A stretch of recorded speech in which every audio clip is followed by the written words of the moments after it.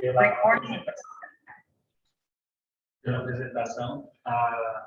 Bom, eu sou assim, estatístico por especialidade e por atribuição, né? Nos últimos anos eu venho dedicando a minha vida a essa área, né, da ciência. No entanto, de formação, eu venho de uma formação em biologia.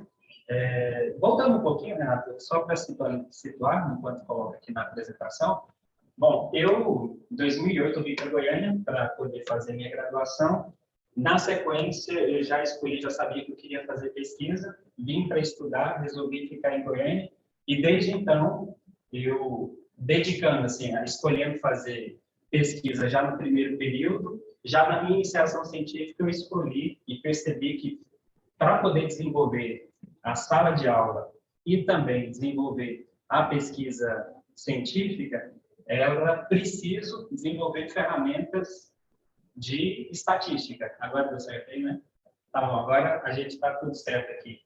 E desde então, isso começou em 2009, eu venho me dedicando como especialização nessa área da ciência que envolve a análise dos dados, né? Então, a nossa palestra hoje foi intitulada como o poder da bioestatística no planejamento da pesquisa. O meu objetivo, particularmente aqui hoje, é trazer duas coisas, né? Assim, primeiro, alguns conceitos que eu considero fundamentais na aplicação da pesquisa científica e também, assim, como objetivo secundário, tentar inspirá-los, né, na importância da análise de dados da pesquisa científica na nossa formação, né? Então, eu gostaria de começar aqui a gente tem essa referência aqui. Tudo que eu vou fazer, eu gosto de me basear nesses slides, nessa parte, né? Não sei se vocês conhecem o autor Simon Sinek. Ele, assim, como conclusão final, dando spoiler do livro, né, ele chegou à conclusão de que tudo que a gente vai fazer, a gente precisa começar pelo porquê, né? Assim, o nosso propósito. Por que eu vou fazer uma coisa, né? Nós estamos aqui hoje, assim, discutindo sobre pesquisa, mas eu poderia estar fazendo alguma outra coisa. Então, por que eu deveria me dedicar parte do meu tempo para a pesquisa científica, e não só na minha atribuição formal diretamente, né? Então, a conclusão geral, né, assim, do livro, o que se percebeu é que aquelas pessoas que vão mais longe, né, as empresas que vão mais longe, elas têm muito bem definido o propósito daquilo que elas estão fazendo. E, na minha vida, assim, para mim, também, já ali bem no início, eu percebi que, para eu desenvolver bem a sala de aula, o ato de educar, né, de ensinar, eu também precisava me dedicar à pesquisa científica. Então, isso norteou, desde o começo, o propósito de todas as coisas. Então, quando a gente vai ver, assim, tem 5 principais, assim, elementos que eu gostaria de elencar rapidamente aqui, antes de nós começarmos o nosso porquê. Por que faz sentido, por que fazer pesquisa, né? Então, o primeiro elemento fundamental que a pesquisa agrega na nossa formação é o desenvolvimento de um senso crítico apurado, né? Hoje, a gente está numa dinâmica onde nós somos bombardeados por informação, por conteúdo o tempo inteiro, seja nas redes sociais, né? No WhatsApp, você entra lá, você vê nos grupos de família uma porrada de informações, né, de conteúdo, propaganda. Antes de você abrir um vídeo, você é bombardeado o tempo inteiro por informações. Com o senso crítico, você começa a perceber e a separar o que de fato é ruído e o que é informação, o que realmente pode ser contribuído. E a pesquisa, ela é uma dinâmica que proporciona a gente esse raciocínio mais apurado, né? Uma outra dimensão importante da pesquisa científica é que ela nos insere numa comunidade, num grupo pequeno que forma o nosso network. Então, não existe nenhuma pesquisa que acontece fora de um grupo de pesquisa. E é nesses grupos de pesquisa que você forma ali primeiro os contatos profissionais para, assim, dar andamento também à sua vida profissional, seja como professor, como fisioterapeuta, médico, nas diferentes áreas, né? Um outro elemento que eu levantei aqui, o domínio metodológico. É uma outra característica que é fundamental enquanto você desenvolve e aprende pesquisa como método, né? A análise bioestatística, ela é, assim, formada a partir do método científico clássico, né, o moderno, que é mais comumente chamado como método científico moderno, onde você tem um procedimento de experimentação e, a partir dessa experimentação, você consegue comprovar algum determinado elemento na natureza, né?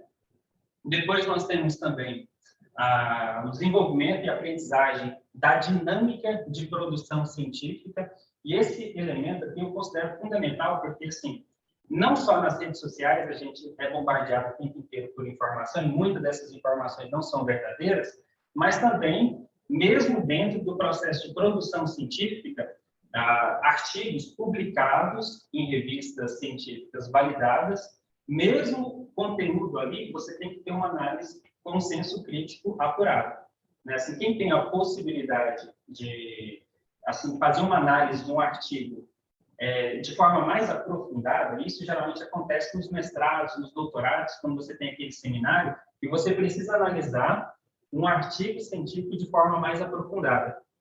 A gente consegue perceber que mesmo trabalhos publicados, eles têm erros experimentais, erros, assim, mais grosseiros, erros das análises estatísticas. Então, antigamente, né, lá na época, talvez na sua época, Renata, assim, era muito mais difícil você ter acesso a um artigo, você tinha que ir na biblioteca, fazer um pedido, assim, reservar, imprimir aquele material, porém, aquilo que se lia, você tinha uma sensação, assim, uma garantia de que aquilo ali passou por um processo rigoroso de análise, de validação. Hoje, a gente está numa outra dinâmica, né? Uma correria para ser o primeiro e não para entender que, de fato, aquilo ali que está sendo publicado é verdadeiro. De fato, aquilo ali condiz com aquilo que está sendo observado na natureza, no fenômeno, na rotina médica. Então, hoje a gente tem uma busca, uma correria, por exemplo, assim, se abre revistas científicas com muita frequência. Então, hoje a gente inverteu um pouquinho o processo, a gente tem muito acesso à informação, a publicações, porém, a gente tem uma dificuldade maior de filtrar o que de fato é uma revista, assim, não uma revista, né? Mas um artigo que você pode olhar e falar assim, aquele artigo ali, de fato, ele passou por um processo rigoroso. Então, esse é um problema, assim, eu não diria que é um problema, que é algo natural do desenvolvimento da pesquisa, mas é uma realidade. Então, a gente não pode olhar, mesmo para os artigos, como se houvesse, assim, uma garantia que aquilo ali, um único artigo, ele já há uma validação científica, uma comprovação científica. O processo de publicação, ele é demorado, assim, de validação de um determinado fenômeno, ele é demorado. Então, você publica, um outro autor publica também, um outro autor faz uma revisão daquilo, ou escreve um reply, né? E depois outro autor faz um resultado que contrasta aquele achado, e assim a gente vai desenvolvendo um fato científico. Mas isso leva tempo. Isso não é feito da noite para o dia, e por isso que na nossa carreira a gente precisa, assim, na nossa dinâmica da nossa profissão, como profissionais da área de saúde de forma geral, nós precisamos ter isso em mente que o processo científico ele tem um percurso para ser validado. Acho que não está indo para o próximo, pode passar para mim? Acho que agora vai. Então, como que a bioestatística, entrando propriamente no tema, pode ajudar diretamente no meu processo de pesquisa, né? Primeiro, a gente precisa entender o que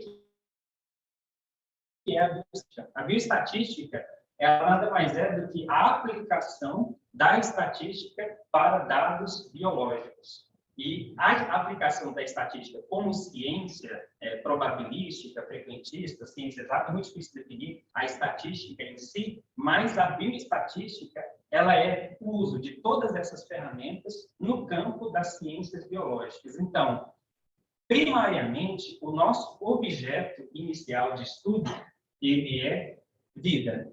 São seres vivos, são pacientes, são pessoas. O que que isso muda, assim, do ponto de vista principal, o que que isso muda em relação às demais ciências? Ciências da natureza, ciências exatas, química, física. O nosso elemento base de estudo, ele é único.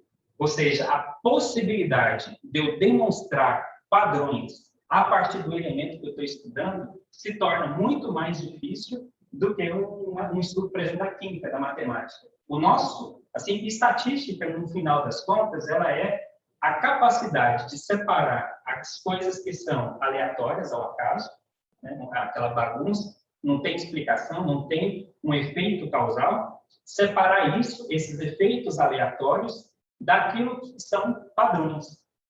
Na natureza, então, assim, as primeiras ciências, né, a ciência do universo, dos planetas, do tempo, né? Então, lá no início, né, Galileu, Newton começou um pouquinho antes, mas Galileu ficou mais conhecido por isso, né? Aquele estudo, assim, ele foi o primeiro justamente porque os elementos da natureza são facilmente assim, de fácil comprovação a sua reprodutibilidade. O que é diferente com nós, assim, da área da ciência da saúde, que trabalhamos com seres vivos, com pacientes, com pessoas. Se você for pensar do ponto de vista populacional, existe muita variação. Mas você não precisa ir muito longe. Se você for pensar do ponto de vista de uma pequena comunidade, você também vai ver muita variação. Agora, você pode ir um pouco mais aprofundando. Se você for pensar do ponto de vista de pessoas, também tem muita variação.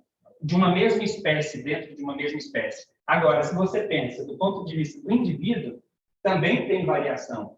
Então, a nossa ciência ela acaba sendo desfavorecida, entre aspas, porque o nosso elemento, objeto de estudo principal, são os seres vivos. Então, a gente precisa trabalhar com ferramentas de estatística para poder lidar com essas incertezas. E é isso que a gente faz o tempo inteiro. Isso inviabiliza a estatística? Não. Então, aqui, como é muito difícil de definir a estatística, eu queria trazer 3 elementos principais da estatística na pesquisa. O primeiro deles é o elemento descritivo. O segundo elemento é o inferencial. E um terceiro são estatísticas preditivas, né? Uma estatística descritiva, de forma geral, tem como objetivo, primeiro, você descrever um perfil de uma determinada população. Ele é meramente observacional descritivo. Esse é um ponto de vista da estatística. O termo, né, de estatística inferencial, ele já tenta cruzar informações e encontrar padrões. Ele é o segundo nível. E um outro nível é a estatística preditiva. Eu particularmente, gosto muito desse universo preditivo, porque aqui a gente começa a pegar variáveis que eu quero entender melhor, que eu quero estudar, que eu quero explicar, e selecionar outras variáveis na tentativa de explicar essa variável, desfecho, resposta que eu pretendo entender. Então, por exemplo, eu quero entender melhor sobre capacidade funcional de um determinado grupo de pacientes. Capacidade funcional é a variável que eu quero entender. Para eu entender e eu conseguir explicar melhor o que influencia na capacidade funcional, eu seleciono uma série de outras variáveis e construo um modelo para eu explicar o quanto que determinadas variáveis conseguem predizer essa capacidade funcional. Ou um exemplo mais no nosso meio, construção civil. São usados também modelos preditivos, né? Por exemplo, eu quero avaliar o custo, por exemplo, quanto custa aqui essa região, uma casa aqui do lado do HGG. Então, eu consigo, a partir dos elementos que estão do lado dessa casa, aqui nesse setor, predizer o valor de mercado desse imóvel. Então, a gente coleta a localização, o tamanho, informações numéricas que eu consigo quantificar para predizer o valor dela. Então, isso também é uma atribuição que a gente chama de estatística preditiva. Então, vamos ver aqui o passo a passo de como que é o processo de construção da metodologia científica e como a bioestatística, nos ajuda nesse caminho, né? Então, no primeiro momento, nós temos a nossa pergunta, né? Todo o processo de construção de novo projeto, ele deve começar com uma pergunta. qual que é a minha pergunta? Isso parte de uma observação empírica do mundo real que está à minha volta, que me gera uma curiosidade. Então, eu começo a construir assim a possibilidade de perguntas diferentes. O que influencia uma determinada dinâmica? Por que isso eu vejo isso se repetir? A pergunta em si ela é estabelecida com base no seu universo prático, ou com base no que está sendo descrito na literatura, que, inclusive, é uma boa forma de você orientar nessa, que é mais prático.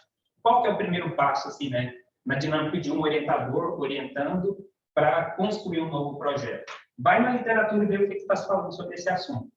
Então, você tem uma primeira pergunta, o que já foi respondido na literatura?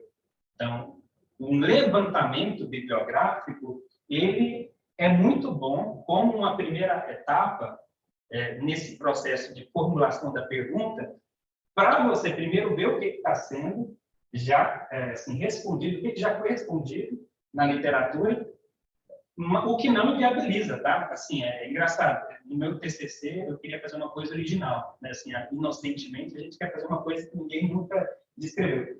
Isso não vai existir, né? Porque, assim, a ciência ela é um processo de repetição. A gente tem um estudo feito sobre aquele assunto, 10 estudos, 20 estudos, e cada autor vai publicando aquilo, e assim o processo dinâmico de produção científica vai amadurecendo a ideia sobre aquele tema. Então, não é porque um determinado assunto ele já foi descrito na literatura que inviabiliza um processo de você formular e realizar aquilo, né? Ou talvez você pode ir em alguma coisa quando você faz uma busca assim genuína, né, da literatura, usando as ferramentas corretas e uma leitura, né? Ao menos nos resumos, para mais baixo. Melhor?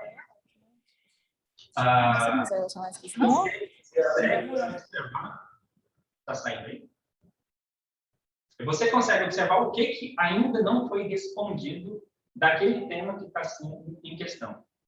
Depois que você identifica, faz um levantamento bibliográfico, definiu bem a sua pergunta, então a gente parte para a próxima etapa, que é o planejamento da pesquisa. E aqui no planejamento envolve toda essa etapa mais assim formal sobre comitê de ética, mas aqui eu quis entrar na etapa de você definir o seu experimento, como que vai ser feito, quais os procedimentos a gente vai utilizar para conseguir responder aquela pergunta. Então,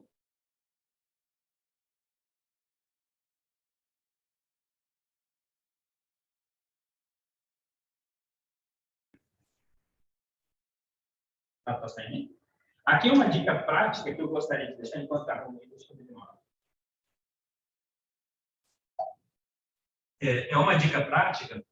Toda vez que eu vou formular um novo projeto, nesse processo assim, de delineamento, eu preciso pensar em quais são as características que eu consigo quantificar, medir, mensurar. Então, se eu estou pensando em avaliar qualidade de vida, o que na literatura já existe validado para poder a gente mensurar a qualidade de vida? Se é capacidade funcional, se é qualquer fenômeno, já existe provavelmente na literatura artigos que validaram uma metodologia para você quantificar aquele fenômeno.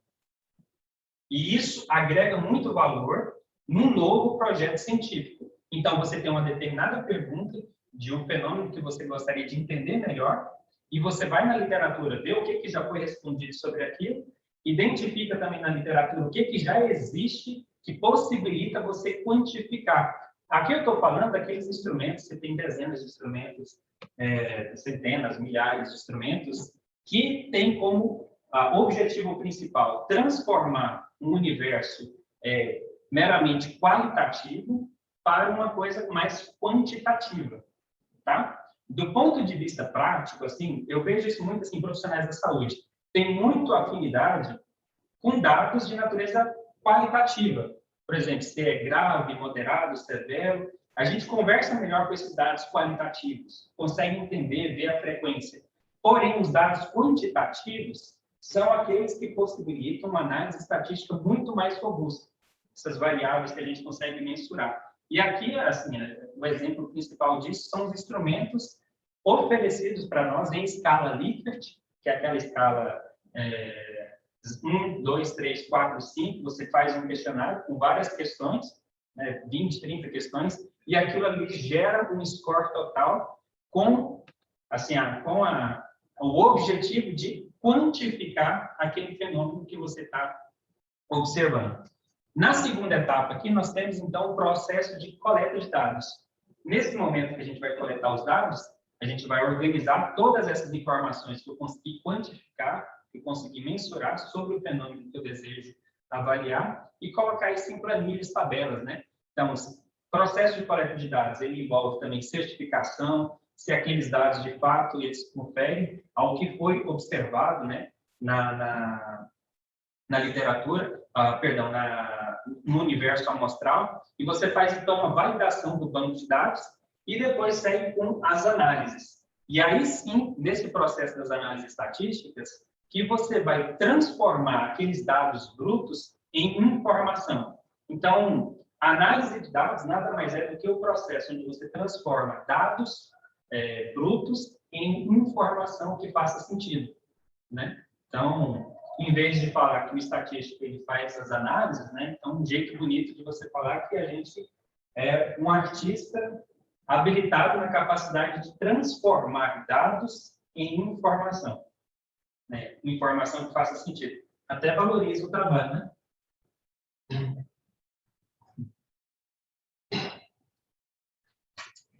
Na hora que a gente faz as análises estatísticas, aí a gente consegue entender os fenômenos, se existe associação, correlação, como esses dados se interagem.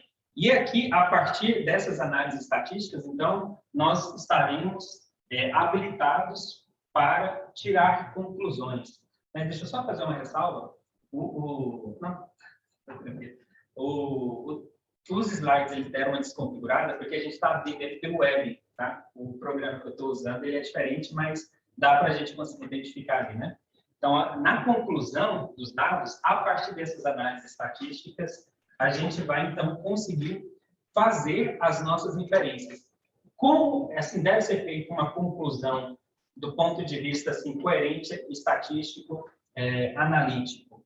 As conclusões, elas devem se remeter às perguntas feitas inicialmente no trabalho. Então, o que eu estabeleci como pergunta? Pergunta, ela aparece lá no trabalho como os objetivos. Vai ser uma forma de escrita diferente, mas a pergunta, assim, como pergunta, a gente consegue entender melhor o que a gente está se propondo a responder.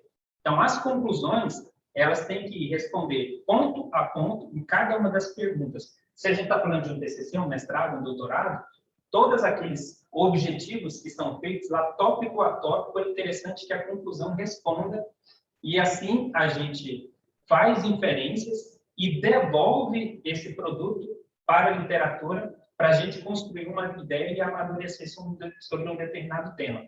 Tem um exemplo que ainda não, que eu gosto de utilizar nessa dinâmica, que a gente vai ver aqui no próximo slide, mas aqui é um resumo do que é o processo, né? Então, lá voltando nesse assunto, a gente tem a primeira etapa, que é a definição da amostra. Nesse momento que a gente vai definir a amostra, a gente vai estabelecer qual que é a menor unidade exemplar daquele fenômeno que eu estou identificando. Isso daqui pode variar. Qual que é a menor unidade experimental, amostral do meu estudo? Se eu estou trabalhando com pacientes, será pacientes. Mas existem situações que eu posso estar interessado em identificar recidivas, processos onde o mesmo paciente pode voltar várias vezes. Então, a minha unidade amostral, eventualmente, pode ser consultas. Então, eu posso pegar um dado de um prontuário, por exemplo, diversas consultas, e isso, eventualmente, pode ser a minha unidade amostral. O universo, a repetição daquele fenômeno que eu desejo identificar. Agora, se fosse, assim, usando como exemplo, se eu for um oftalmo que estiver estudando ou visão, por exemplo, se o fenômeno que eu estou tentando identificar é o que influencia na visão das pessoas. O mesmo indivíduo ele vai ter um olho esquerdo e um olho direito. Se o evento que eu estou estudando, isso aqui esse é um conceito que pode parecer confuso. Se o evento que eu estou estudando, ele não se repete, se ele é único, ou seja, se um determinado olho ele não sofre influência do outro, eu posso considerar aquilo como a minha unidade de medida, a minha unidade amostral. Se aquele fenômeno for um universo independente. Então, por exemplo, no estudo com 10 pacientes, onde eu analisei o olho esquerdo e o olho direito, eventualmente isso pode ser a minha unidade amostral. Por que é muito importante definir a sua unidade amostral? Porque é ela que vai dar o tamanho do seu N. Na hora de fazer um cálculo amostral, por exemplo, a gente considera a unidade amostral. Tá? Não, nem sempre será paciente. Isso tem vários outros exemplos que a gente pode usar, dependendo do tipo de estudo, né? Então, uma vez definida, a gente estabelece qual a variável que a gente vai coletar, e essas variáveis podem ser qualitativas, quantitativas, sendo as qualitativas de natureza nominal, ordinal, e as variáveis quantitativas discretas e contínuas, né? Que é uma terminologia mais técnica de estatística, mas, como eu falei inicialmente, a gente dá preferência para variáveis de natureza quantitativa, especialmente contínua, que é o nível máximo de precisão que eu consigo ter de uma determinada variável. Então, desde a nominal, que são só categorias que não fazem sentido numa ordem. Então, estado civil, sexo, variáveis nominais. O ordinal já tem uma escala, né? Por exemplo, escala de dor, o indivíduo ele responde o grau de satisfação de 0 a 10, já é uma medida ordinal, que ela tem uma ordem, faz sentido dentro de uma ordem. Já uma escala discreta, a gente pode definir como contagem de pessoas dentro de uma determinada situação ou variáveis contínuas e intervalares, como, por exemplo, índice de massa, 33,5. Você tem um nível de precisão maior. Um pequeno intervalo de valores pode definir uma possibilidade muito grande de dados. Então, quanto mais caminhando por uma variável contínua, né, nessa ordem, mais precisão estatística a gente tende a ter. Tá? Então, isso é importante. Aqui é um exemplo que eu gosto de dar.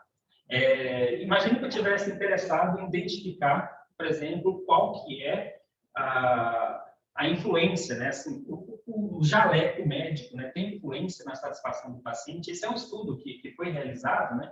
Só para a gente entender, então, como exemplo, nesse estudo aqui, a pergunta formulada é: o jaleco ele tem influência na percepção da satisfação do paciente, o uso de jaleco?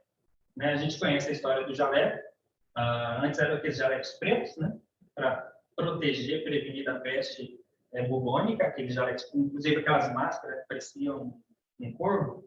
E quanto mais sujo fosse o jaleco, sujo de sangue, mais credibilidade o médico tinha, porque aquilo demonstrava que ele estava atendendo muitos pacientes, então ele tinha mais respaldo.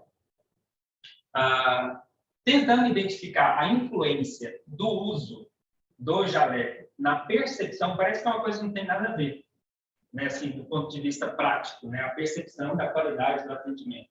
No entanto, fizeram essa pesquisa com 4.062 pacientes, e nesse estudo, então, eles estabeleceram essa pergunta: qual é a influência do jaleco? E para essa pergunta, eles usaram a seguinte metodologia. Eles pegaram um grupo de profissionais de saúde do sexo masculino e feminino, para não ter a influência desse fator, e colocaram diferentes vestimentas. E perguntaram para esse paciente qual era o grau de satisfação, de confiança que ele tinha ao ser atendido pelo determinada vestimenta. E o resultado final disso foi feita uma caracterização, né? E o resultado final foi que o nível de satisfação daqueles profissionais que faziam uso de jaleco, inclusive jaleco branco, era muito maior em comparação com outros tipos de vestimenta. Uso formal, terno, gravata, roupas mais assim, casuais, ou seja, o uso de um aparato influenciando na qualidade do serviço. Então, nesse exemplo aqui, qual foi o objeto que eles usaram? Um instrumento de escala 0 a 10, onde todos os pacientes responderam as mesmas perguntas para todos os modelos ali, né? E para diferentes profissionais da área de saúde. Então, volta naquilo que eu falei. Qual que é o instrumento que está sendo utilizado para medir aquele fenômeno que você está estudando? Depois desse processo, a gente vai, então, para como que deverá ser feito a amostragem dos dados, né? E aqui não se confunde, né? População de amostra. Então, dado aqui nesse exemplo, né, a população, ele é o universo total que eu estou buscando identificar, e a amostra é um pequeno recorte disso, né, um pedaço dessa população. Se eu estudar a população inteira, eu tenho um censo. Se eu estudo um pedaço dessa amostra, eu tenho que ter a preocupação de que essa amostra será representativa da minha população. E aqui,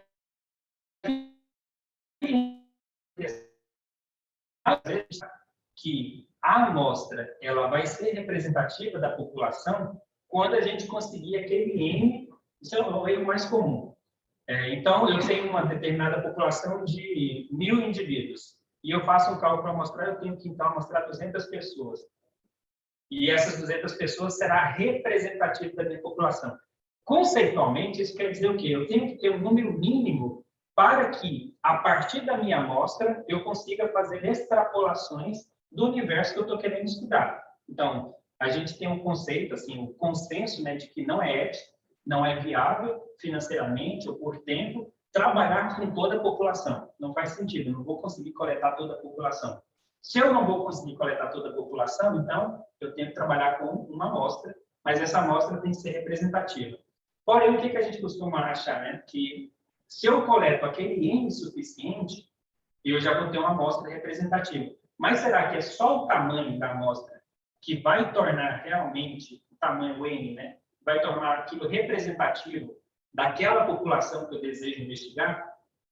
Então, é o erro mais comum. Eu não vejo as pessoas preocupadas em, também no processo de amostragem, fazer uma coleta no perfil, usando as técnicas de amostragem probabilística, que vai viabilizar que aquela amostra, de fato, represente aquela população. Né? E aí, aqui a gente entra nas diferentes técnicas de amostragem. Aqui, a gente faz tanto uma abordagem quantitativa, ou seja, o número tem que ser adequado, o número da amostra tem que ser suficiente para representar. Obrigado.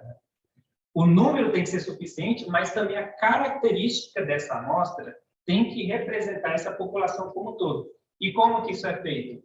3 técnicas principais de amostragem probabilística. A amostragem aleatória simples, que é a mais aplicada, essa primeira ali, a AS, onde todos os indivíduos daquele universo populacional terá a mesma chance de compor a minha amostra.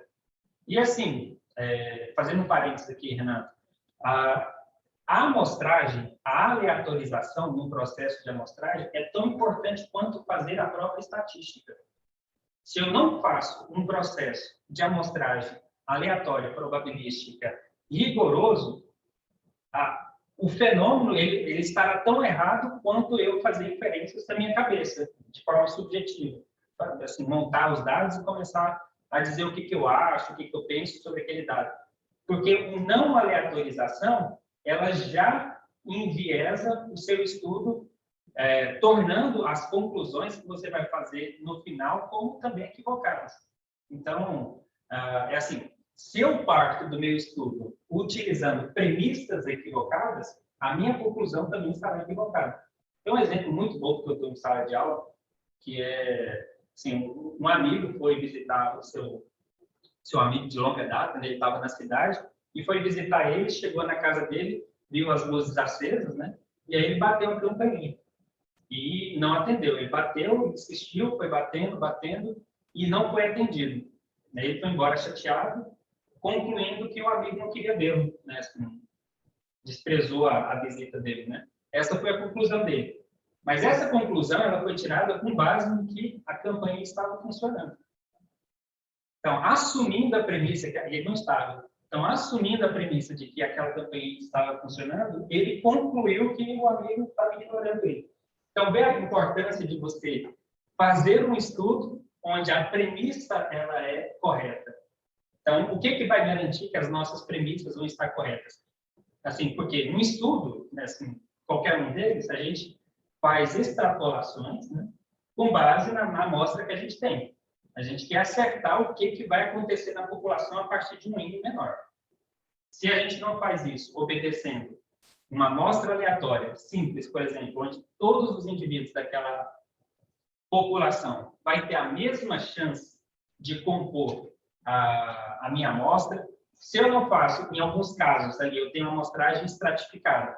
Isso serve para populações que são muito heterogêneas. Ou situações, por exemplo, eu quero amostrar estudantes, e eu quero pegar estudantes do curso de medicina, eu quero amostrar estudantes do curso de enfermagem, nutrição, e eu tenho 3 cursos para eu amostrar.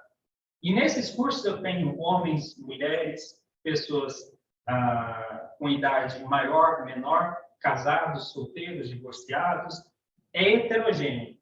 Se eu não, na hora de fazer essa amostragem, eu não pegar uma parcela de cada uma dessas características, a minha amostragem também fica, não corresponde exatamente àquela população, não, mesmo que o meu N seja adequado.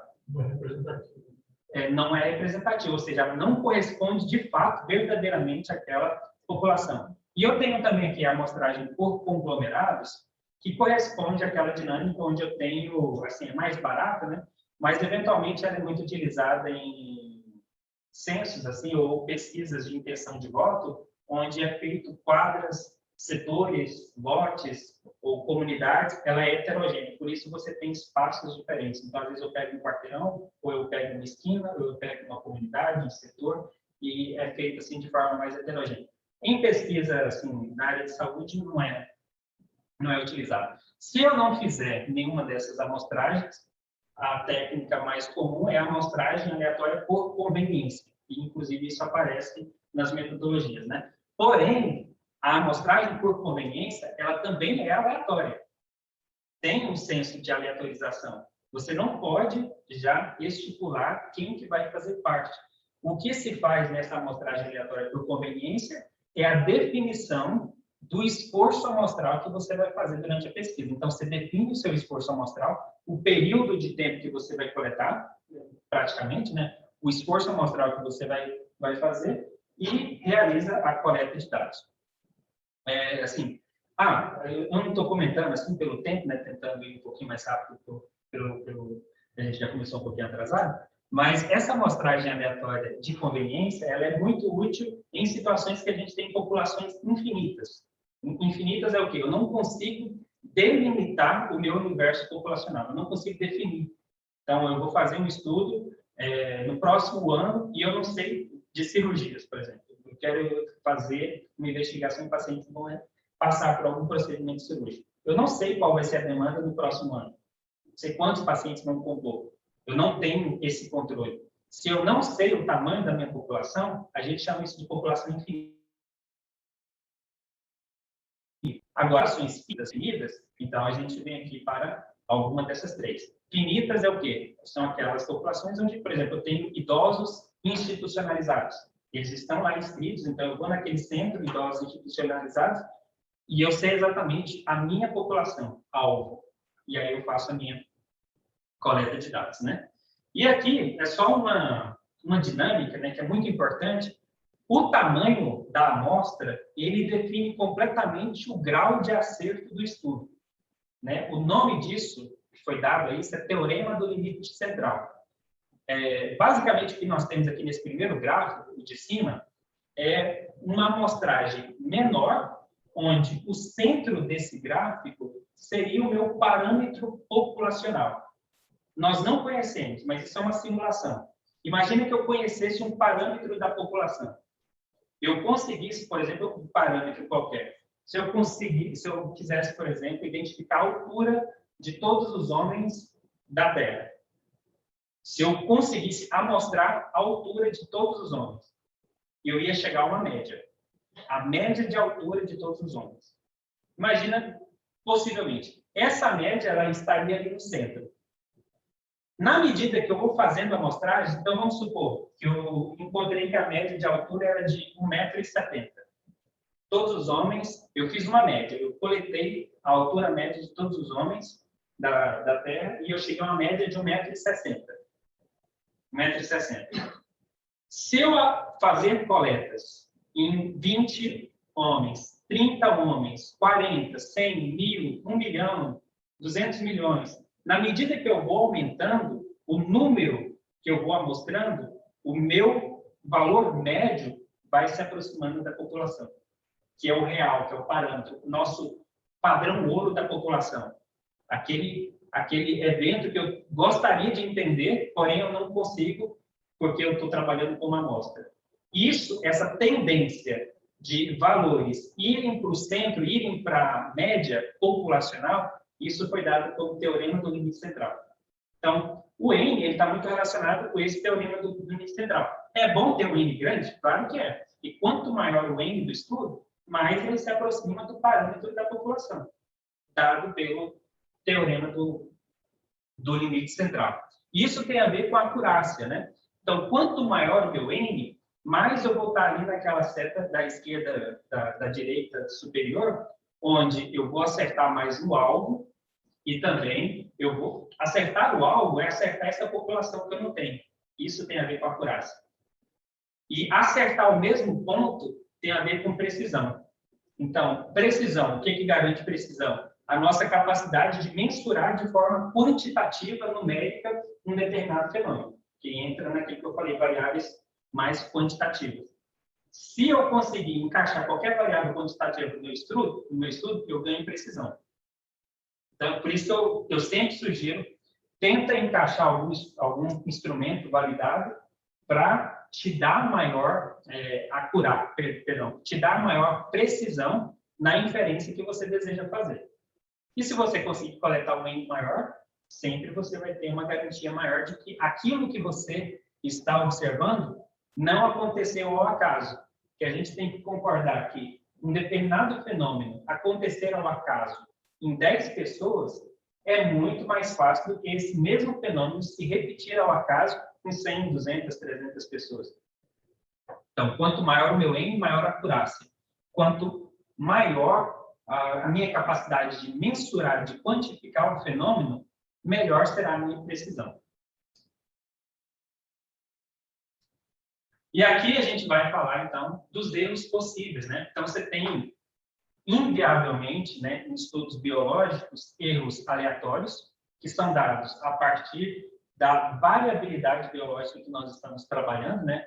É inegável que a gente vai ter erros de amostragem, erros de medida, o instrumento que a gente está usando, ele não é 100% garantido, mas isso não inviabiliza nenhum estudo. Um erro aleatório, ele faz parte do estudo. Né? Por isso que a gente nunca considera um estudo único como já o suprassumo da validação daquele evento. Né? Então, a gente está vendo agora essa briga em relação às evidências relacionadas à Covid, né? Então, tem centros que brigam para um lado, para outro lado. Assim, para mim, particularmente, está dentro, apesar da politização, né, que é muito negativa, mas, do ponto de vista técnico e científico, está dentro dos conformes.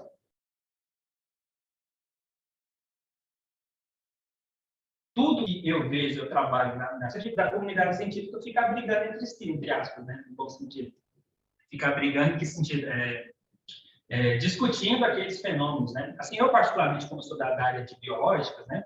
E eu sempre, desde o início, me interessei muito por uma área da sistemática, que é aquele evento que dá nome para os animais, né? Então, você tem a sistemática molecular e a sistemática clássica, né? Morfológica. Né? Eu comecei o meu trabalho de mestrado, a espécie que eu estava trabalhando tinha um nome, no final ela tinha outro nome.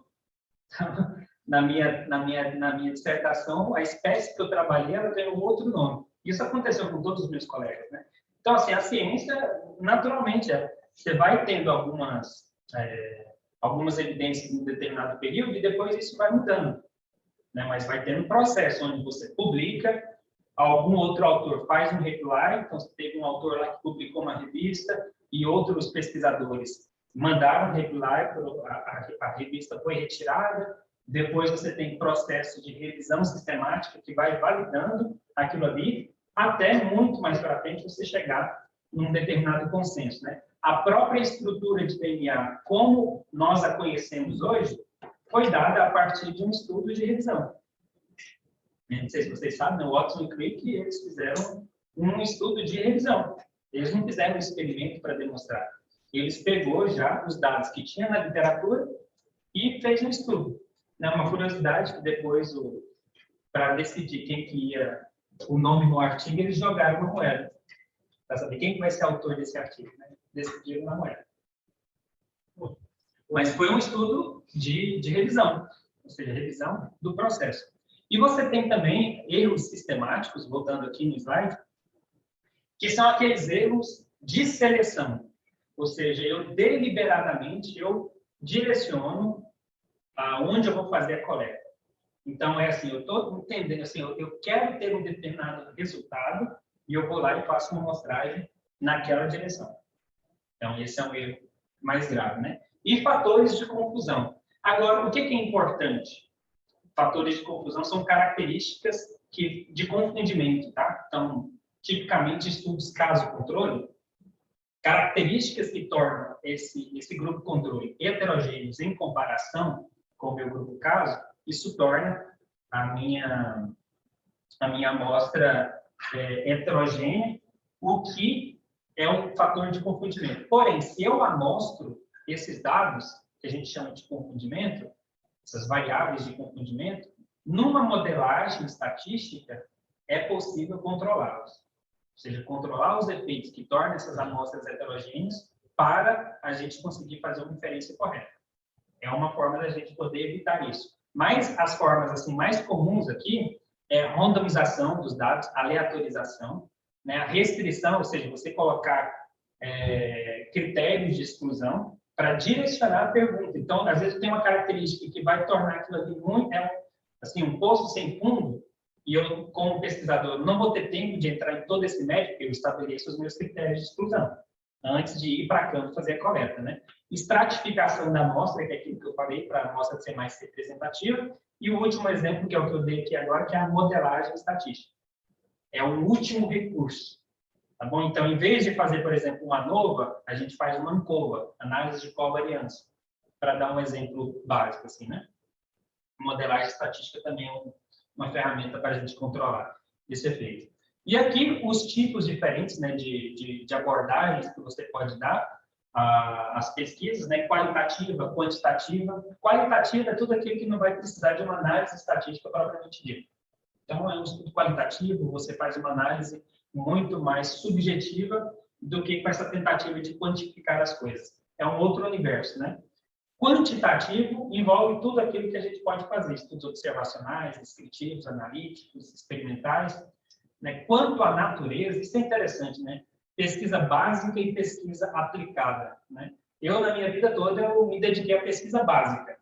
Pesquisa básica é o primeiro passo para você obter as informações para depois chegar a uma pesquisa aplicada. Ela não é menos importante.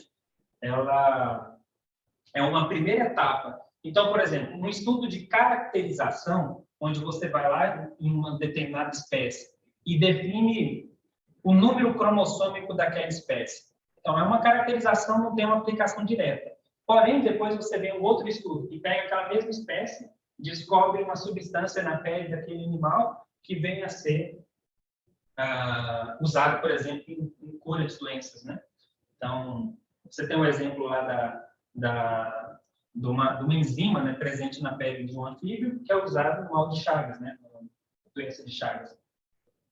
É um anfíbio chamado Filomedusa azurea, né? Então, os estudos de natureza de ciência básica faz a descrição da espécie, para quando a gente precisar fazer um estudo aplicado usando uma determinada enzima, você tem, por exemplo, já o sequenciamento daquela espécie, ou seja, você tem já a construção de todas as bases nitrogenadas, de todos os ácidos nucleicos presentes, você tem um mapa genômico.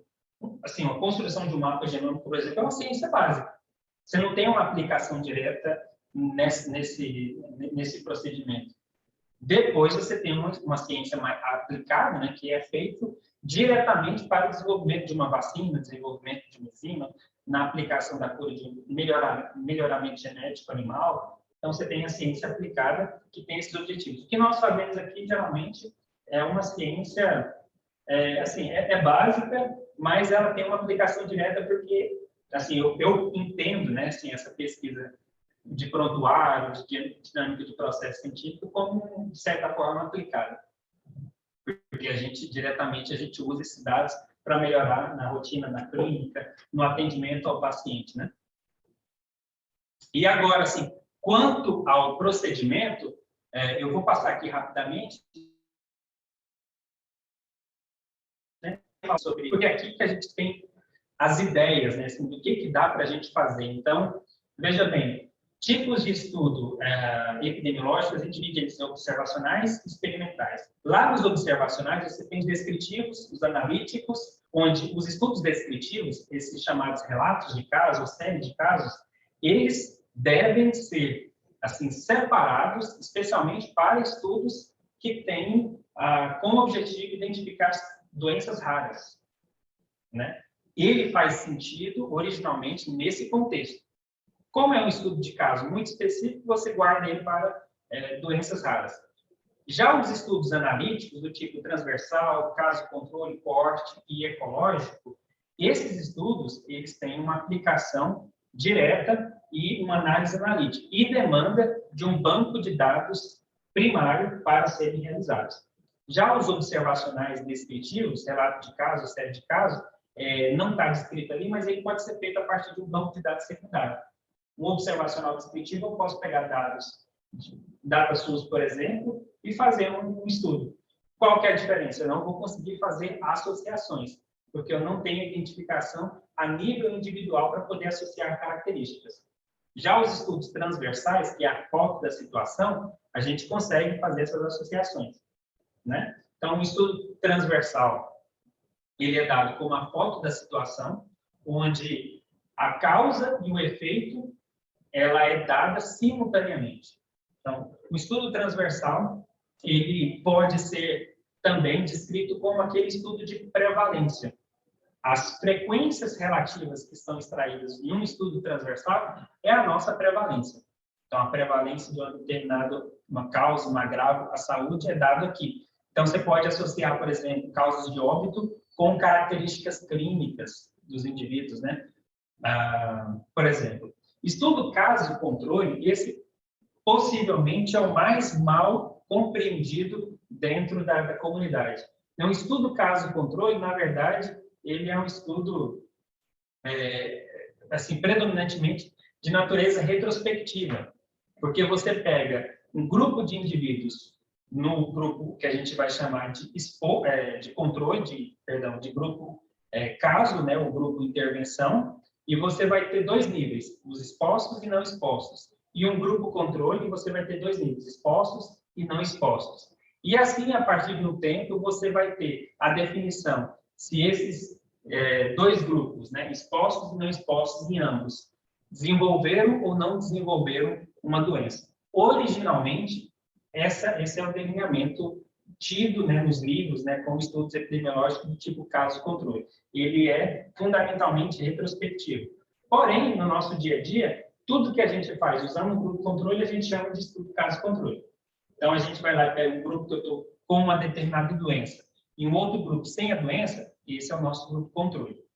Agora, uma coisa também que, não sei, eu acho que eu nunca vi uma pessoa, depois que ela já fez a coleta de dados, chegando até mim, que teve a preocupação, sim, é um erro comum, é o que eu quero dizer, de controlar todas as características demográficas, clínicas do grupo controle, pareado com o grupo caso.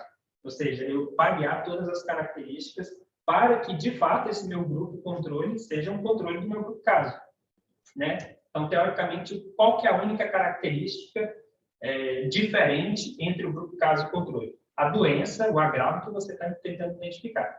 É receita de bolo, né? Se eu estou querendo estudar uma doença, um agravo, a única característica diferente do meu grupo, caso, no controle, tem que ser o fenômeno que eu estou tentando identificar, o agravo, a exposição, e assim é um grupo caso-controle. O coorte, ele pode ser um corte retrospectivo ou prospectivo, né? Só um parênteses. Esses tipos de delineamento aqui experimentais, eles servem para nos nortear, mas o tempo inteiro vocês vão ver que eles se misturam. Então, eu posso fazer um estudo de corte, onde eu tenho uma intervenção antes e depois, e eu faço a análise disso. Eu posso ter isso de forma retrospectiva, onde eu tenho, por exemplo, a maior possibilidade de fazer estudos, né? É uma sugestão que eu deixo. Nos hospitais, a gente tem uma riqueza enorme, né? Assim, de material, de dados, de pacientes, de doenças que já passaram, e a gente conseguiria, então, entender melhor, né? Assim, de forma retrospectiva, esses fenômenos, simplesmente fazendo um comitê, né? Assim como a gente vai identificar os pacientes, tem que ter um comitê, mas análises retrospectivas para entender a etiologia, a evolução dessas doenças, de forma retrospectiva, no estudo de coorte, e identificar qual que é o desfecho final. E aí esse desfecho final pode ser livre de doença, óbito, algum agravo, sequelas, tá bom? Já os estudos ecológicos, eu vou aprofundar essa dinâmica aqui. Os estudos ecológicos são aqueles feitos em populações. Perdão, assim, o meu N amostral, ele não é um indivíduo, eles são comunidades, são populações. Então, por exemplo, eu poderia tentar fazer um estudo e ver qual que é assim, o comportamento, né, a resposta de comunidades ou de países inteiros à pandemia, à Covid. Então, eu posso identificar, por exemplo, será que países com clima mais quente ou com mais frio, predominantemente pessoas que têm ou não têm um determinado tipo de procedimento de vacina, por exemplo, HCG, tinha alguns estudos lá no comecinho que fazia essa inferência, né, de que haveria, e parece que no final das contas não consegui entender nada, assim, né? Parece que nenhum fenômeno externo da natureza, de temperatura, parece que esse vírus não obedece, né, assim, nenhum desses fenômenos da natureza. Mas isso é um exemplo de estudo ecológico. Eu posso identificar fenômenos da natureza que influenciam o comportamento de um determinado grupo, ou população, ou país, a um agravo, alguma doença. Aqui, né, passando rapidamente, todos esses tipos aqui, esse daqui é assim, alguém poderia tirar um print, né? Então, se eu estou interessado em investigar prevalência, o meu delineamento é transversal. Se eu quero investigar incidência, que é o número de novos casos mensalmente, ou diariamente, né, ou na semana epidemiológica, eu tenho um coorte. Se eu quero estudar etiologia, quadro clínico, estudo caso-controle. Identifica a etiologia, um determinado quadro clínico e como isso se desenvolve, né? Estudo diagnóstico, que é o que eu não fiz, que eu ainda não falei, mas é aquele estudo de acurácia, que do ponto de vista estatístico a gente chama isso de preditivo, né? Que eu tento entender uma determinada característica, evolução, a partir de um padrão ouro. São aqueles estudos que a gente faz uma análise, que geralmente é mais evasiva, né? Então, por exemplo, eu quero identificar câncer, eu tenho que fazer uma biópsia, identificar se tem ou não tem, está presente ou não, ou algum outro padrão ouro que é, assim, mais acessível naquela determinada área, e aí eu uso algum instrumento novo, alguma coisa, e vejo a sensibilidade, a especificidade daquele instrumento que está sendo utilizado em comparação com esse padrão ouro, né? O estudo de acurácia. Tratamento, os ensaios clínicos randomizados, né? Aqui a gente deliberadamente faz uma intervenção, um manejo nesses pacientes para tentar entender a progressão da doença. Então, aqui tem uma intervenção deliberada nos pacientes. Esses anteriores que nós vimos que tem essa característica observacional, descritiva ou analítica, é nós observando a natureza e não fazendo de forma deliberada nenhum tipo de manuseio, de intervenção naquela amostra, né? Prospectivo, coorte, né, que é os estudos que também tem como objetivo descrever etiologia, e casos raros, que é uma série de casos que deve ser guardado para aquelas doenças raras ou pouco conhecidas, né? Também pode ser utilizado nessa situação. Então, por fim, né, assim, agora entrando no como escolher, né, só deixando aqui 3 sugestões assim bem rápidas na hora que a gente for conselhos, na verdade, né? Então, na hora da escolha, por exemplo, do tema da pesquisa, né? Primeira pergunta que a gente pode responder, né? O que essa pesquisa poderá acrescentar para a ciência? É uma primeira pergunta, né, que a gente vai fazer. Na escolha desse meu tema, o que isso pode acrescentar? Quais são os benefícios trazidos à comunidade, da comunidade no desenvolvimento dessa pesquisa? E o que motiva o pesquisador na escolha daquele tema? E aqui eu acho que é o principal tema.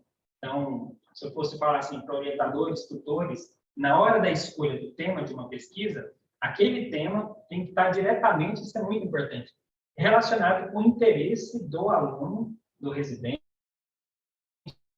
né? A percorrer aquele caminho, a escolha daquele tema vai definir se o caminho, né, assim, percorrido por aquele aluno durante a formulação daquela pesquisa será, sim, agradável, será frutuoso, né? Será uma coisa assim gostosa de se fazer, ou se será um peso na vida dele.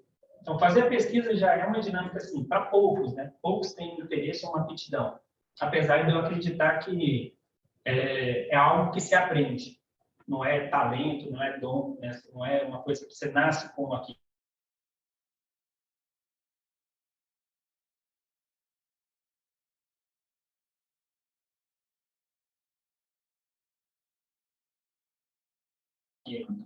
Mas já está no último, tá?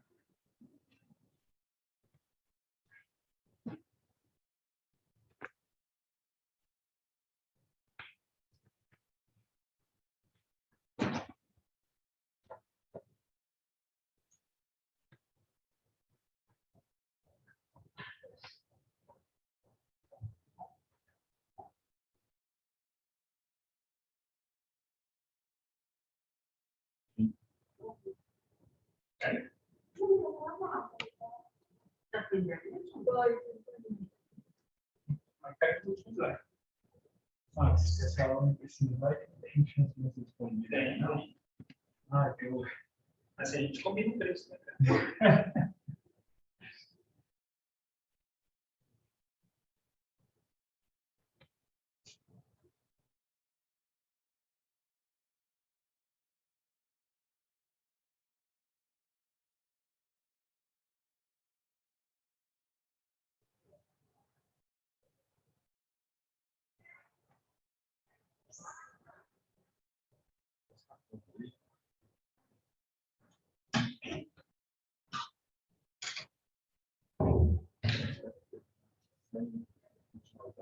Vai sair assim.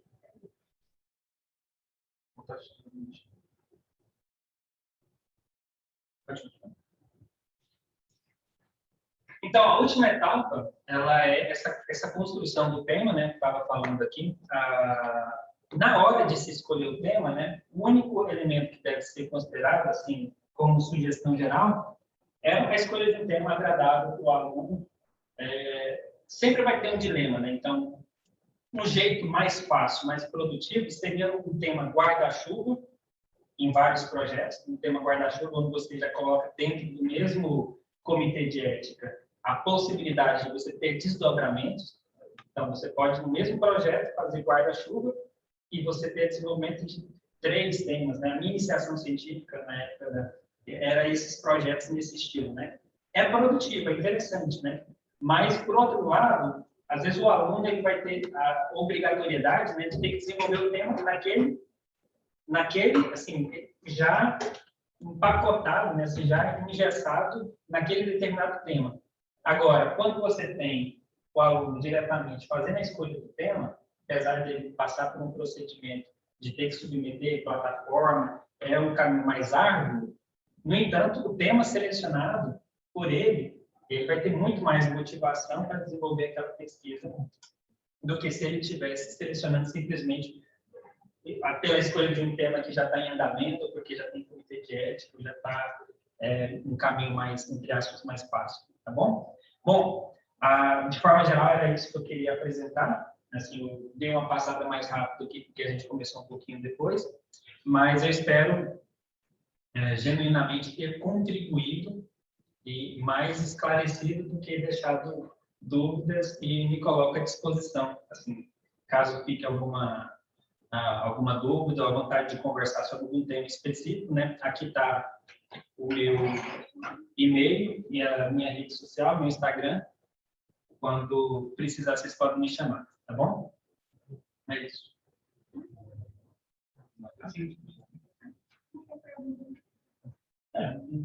Seria bom se tivesse.